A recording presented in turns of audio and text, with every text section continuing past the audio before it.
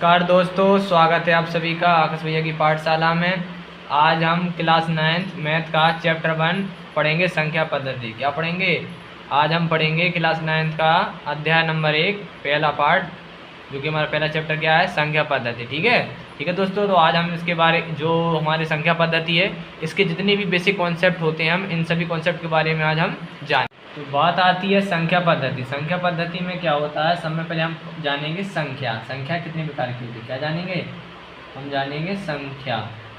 जो हमारी संख्या होती है, संख्याएं दो प्रकार की होती हैं। क्या होती हैं? संख्याएं हमारी दो प्रकार की होती हैं। कितने प्रकार की होती हैं दोस्तों? दो प्रकार की। पहली होती है हमारी वास्तविक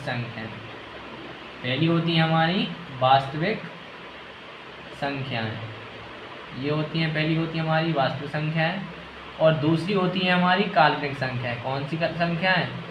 दूसरी होती है हमारी काल्पनिक संख्याएं। जो हमारी वास्तविक संख्या होती हैं, इसको इंग्लिश में बोलते हैं रियल नंबर। जो काल्पनिक संख्या होती है, इसे बोलते हैं इमेजिनरी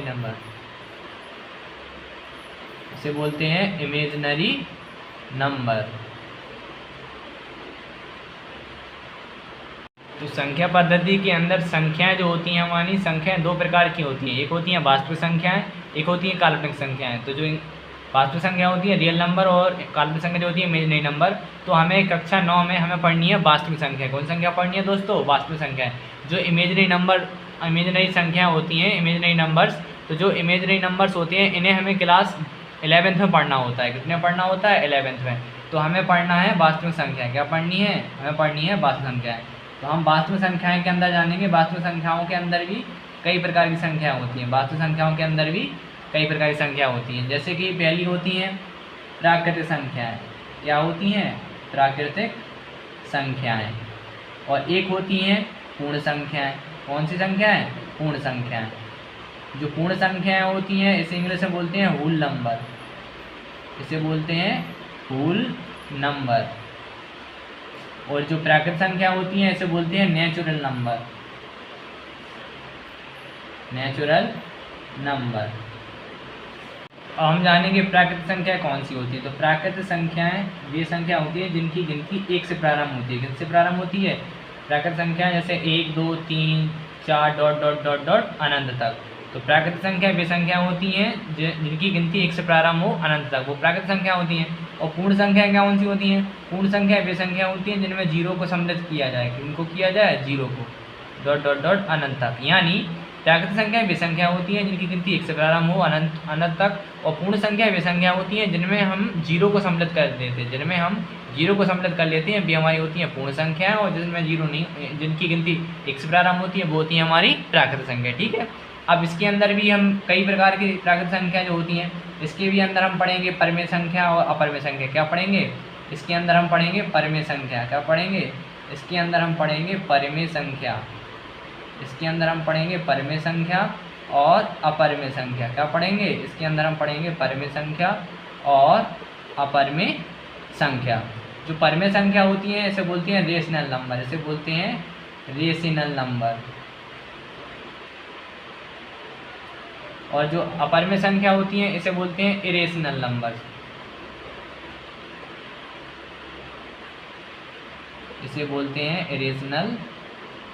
नंबर। अब परिमेय संख्या कौन सी होती हैं, तो हम जानते हैं परिमेय संख्या वे संख्या होती हैं जिसे P/Q के रूप में लिखा जा सके। जैसे 2/3, 4/7, 9/8 ... ठीक है दोस्तों। अपरिमेय संख्या कौन सी संख्या होती हैं? अपरिमेय संख्याएं वे संख्या होती हैं जिसे P/Q के रूप में नहीं लिखा जा सके। जैसे √2, √7 हैं, और जैसे मैंने ले लिया √11 और ... और भी जैसे मैंने लिख लिया 0.01, 001, 001, 001 ... तो ये भी क्या होती है? ये भी हमारी एक अपरिमेय संख्या होती है। ठीक है दोस्तों। मैं इसके और डीपली में बता दूं तो आपको पता होना चाहिए कि जो परिमेय संख्या होती है, हमने कुछ स्टार्ट पढ़ी थी। परिमेय संख्या एक बड़ी संख्या होती है जिसे P/Q के रूप में लिखा जा सके। P/Q के रूप में लिखा जा सके। ठीक है दोस्तों। और अपर में संख्या कौन सी है? अपर संख्या वे संख्या होती हैं जिसे P अपॉन Q के रूप में नहीं लिखा जा सके, नहीं लिखा जा सके। ठीक है दोस्तों, आपको इतना समझ में आ गया होगा। अब वास्तविक संख्याओं के अंदर ही हम पढ़ेंगे पूर्णांक। क्या पढ़ेंगे? इन्हीं के अंदर हम पढ़ेंगे पूर्णांक। क्या पढ़ेंगे दोस्तों? पूर्णांक। इसे इंग्लिश में बोलते हैं इंटीजर। क्या बोलते हैं? इसे इंग्लिश में बोलते हैं इंटीजर। इंग्लिश में पूर्णांक को क्या बोलते हैं? इंटीजर। इंग्लिश में बोलते हैं इंटीजर। अब जो पूर्णांक होते हैं हमारे, पूर्णांक दो प्रकार के होते हैं। कितने प्रकार के होते हैं पूर्णांक? पूर्णांक दो प्रकार के होते हैं। एक होते हैं धनात्मक पूर्णांक। क्या होते हैं? एक होते हैं धनात्मक, एक होते हैं धनात्मक पूर्णांक, एक होते हैं धनात्मक पूर्णांक और एक होते हैं ऋणात्मक पूर्णांक। क्या होते हैं? एक होते हैं ऋणात्मक पूर्णांक। ये होता है पॉजिटिव इंटीजर, ये होता है नेगेटिव इंटीजर। ये होता है पॉजिटिव इंटीजर और ये होता है नेगेटिव इंटीजर।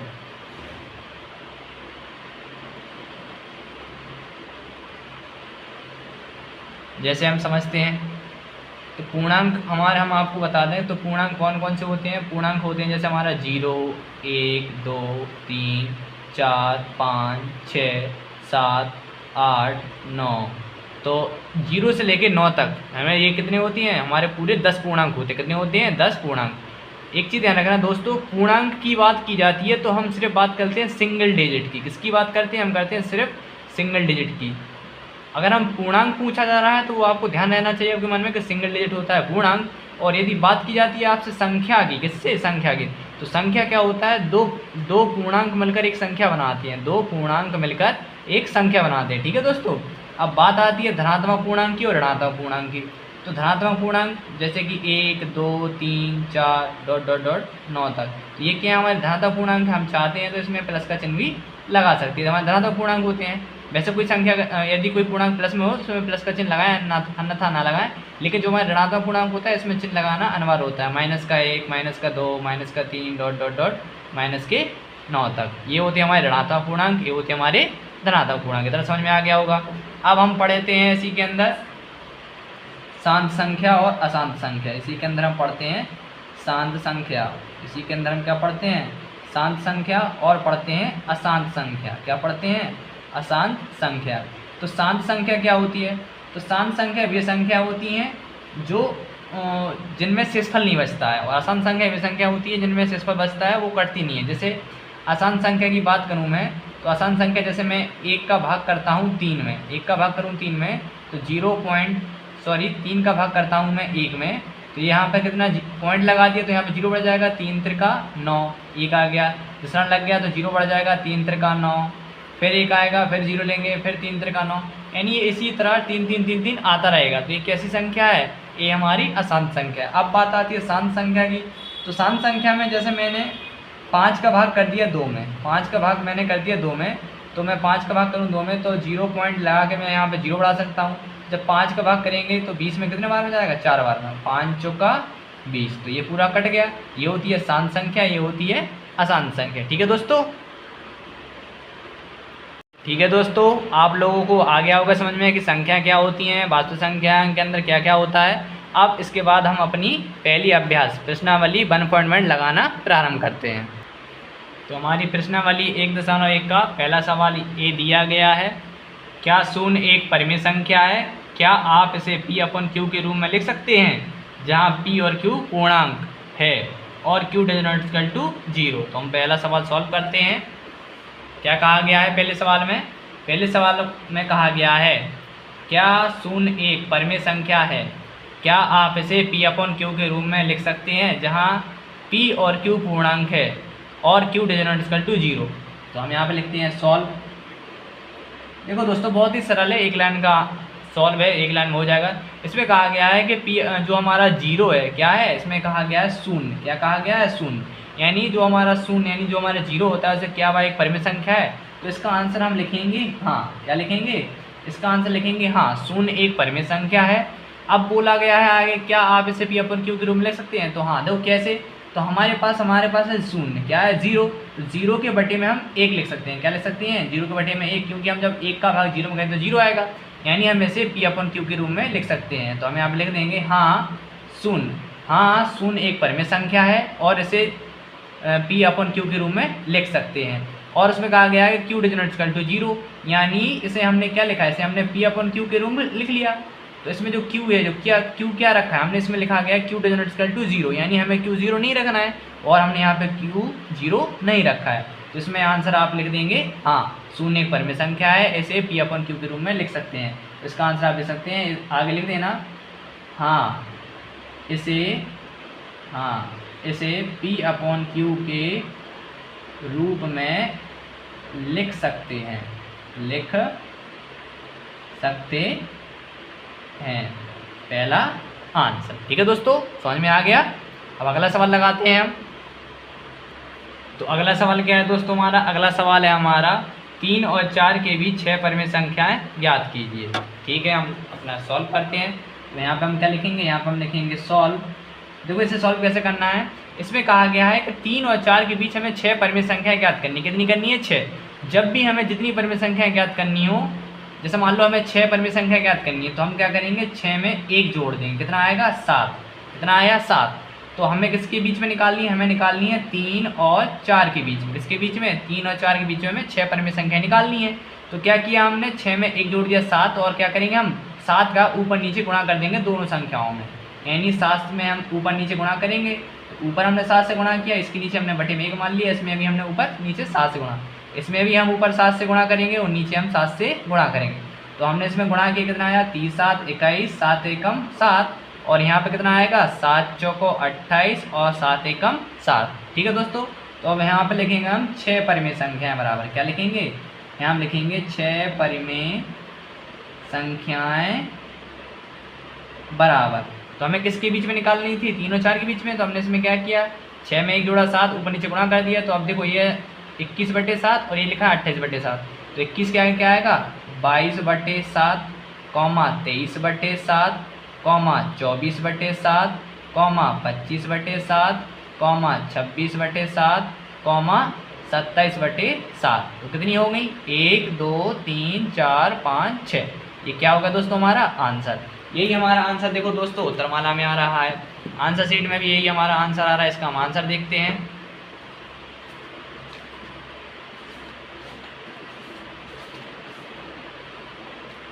देखो दोस्तों ए है, इसका आंसर कितना आ रहा? 6 परिमेय संख्याएं बराबर, कितना आ रहा? 6 परिमेय संख्याएं बराबर 22/7, 23/7, 24/7, 25/7, 26/7 और 27/7। ठीक है दोस्तों, अब लगाते हैं हम अगला सवाल। अगला सवाल क्या है दोस्तों हमारा? देखो अगले सवाल में बोला गया है कि 3/5 और 4/5 के बीच 5 परिमेय संख्या ज्ञात करनी। कितनी करनी है? 5। तो इसे आप खुद भी कर सकते हैं, फिर मैं आपको सॉल्व करा रहा हूँ। तो इस सवाल में क्या कहा गया है? 3/5 और 4/5 के बीच हमें 5 परिमेय संख्या ज्ञात करनी है। तो अभी मैंने आपको क्या बताया था? हमें जितनी परिमेय संख्या ज्ञात करनी, कितनी करनी है? 5। तो क्या करेंगे हम? 5 में 1 जोड़ देंगे, कितना आ गया? 6। तो हम क्या करेंगे? 3/5 और 4/5 में क्या करेंगे? ऊपर नीचे 6 से गुणा कर देंगे। कितने से गुणा कर देंगे? ऊपर नीचे 6 से गुणा कर देंगे। तो गुणा करेंगे, कितना आएगा? 3 18 और 6 5 30, और ये कितना आएगा? ये आएगा हमारा 6 चौको 24 और 5 का 30। ठीक है दोस्तों, तो यहाँ पे कितनी निकालनी है? 5। तो हम यहाँ पे लिखेंगे 5 परिमेय संख्याएं बराबर, क्या लिखेंगे? यहाँ हम लिखेंगे 5 परिमेय संख्याएं, 5 परिमेय संख्याएं बराबर। तो 18 के आगे कितना आएगा? 19/30, 20/30, 21/30, 22/30, 23/30। कितनी हो गई? 1 2 3 4 5। इतने क्या आ गया दोस्तों हमारा आंसर। अब अगला सवाल लगाते हैं हम।